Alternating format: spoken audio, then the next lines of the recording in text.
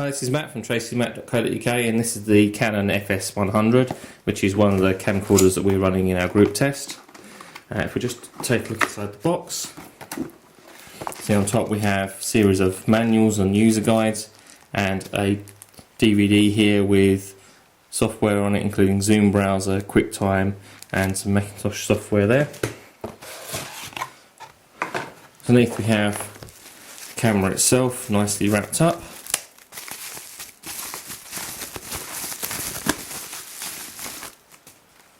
As you can see there, look at that in just a second.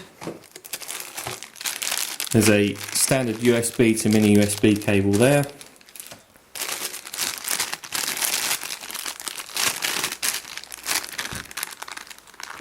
Composite video cable, which on the other hand has a 4-pole 3.5mm jack to connect to the camera.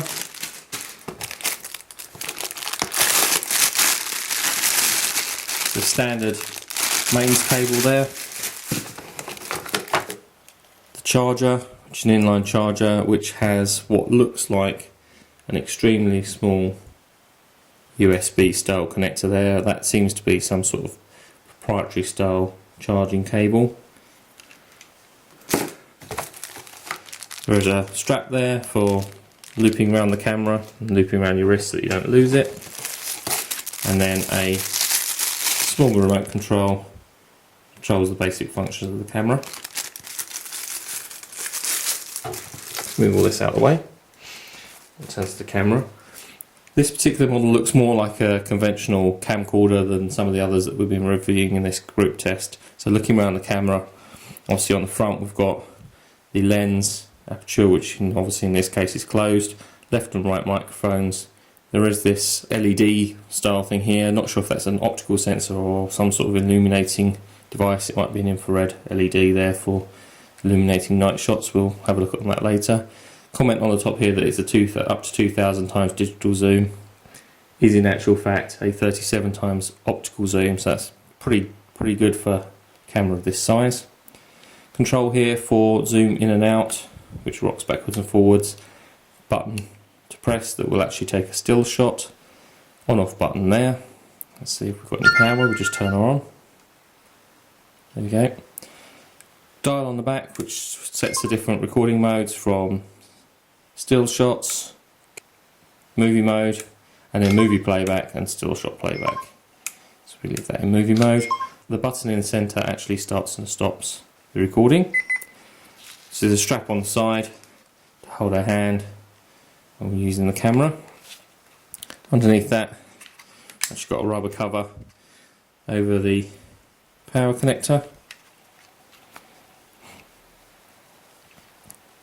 Inside have a series of buttons and the USB cable. Interesting place to put the USB connector there. The microphone input, so it will take a standard 3.5mm microphone. There is a small speaker there for playing back your audio. AV out and a couple of buttons above. The screen itself is 2.7-inch diagonal.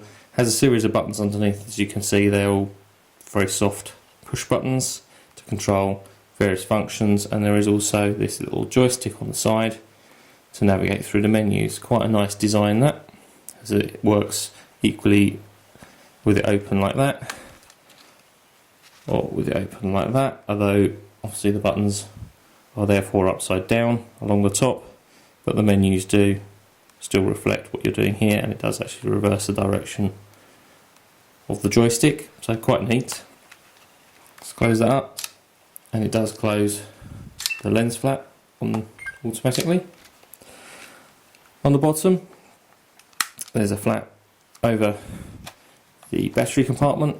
Reasonably large battery, should give you a decent amount of recording and playback time. And then the slot for the SD card, and this model will take up to 16 gig of SDHC memory cards.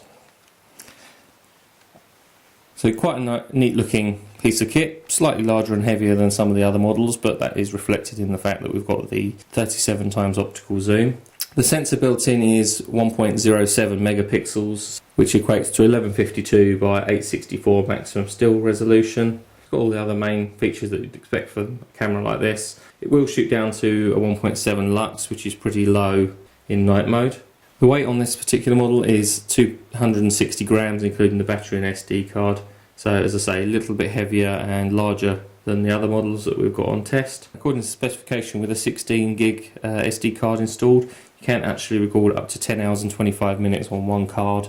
And the actual battery will last a good couple of hours in its own right as well. So this camera will give you a good endurance for recording. So if you're going on holiday, chances are you probably only need one memory card and a couple of recharges of the battery. So we're looking at the camera in a bit more detail through the written review, which will be online soon.